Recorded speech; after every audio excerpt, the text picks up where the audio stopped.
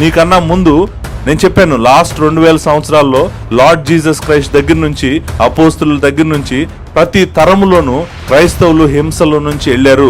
క్రైస్తవులకు హింస పెద్ద కొత్త ఏమి కాదు, సంఘానికి శ్రమలు కొత్త విషయం ఏమి కాదు. నిజానికి ప్రతిసారి శ్రమ వచ్చినప్పుడల్లా కూడా సంఘం ఇంకా పరిశుద్ధపరచబడింది.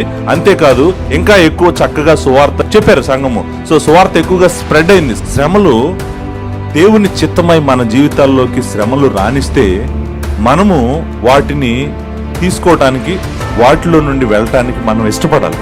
ఎందుకు ఇష్టపడాలంటే ఆ శ్రమలు మనల్ని పవిత్రపరుస్తాయి, మనకు ఓర్పు నేర్పిస్తాయి, మనల్ని దేవుని కుమారుని స్వరూపంలోకి మారుస్తాయి, మనలో ఉన్న పాపాన్ని తీసివేస్తాయి. అంతేకాదు నేను నిజమైన విశ్వాసిని మనకు నిరూపిస్తాయి. నిజమైన విశ్వాసం అని నీకు ఎలా తెలుస్తుంది?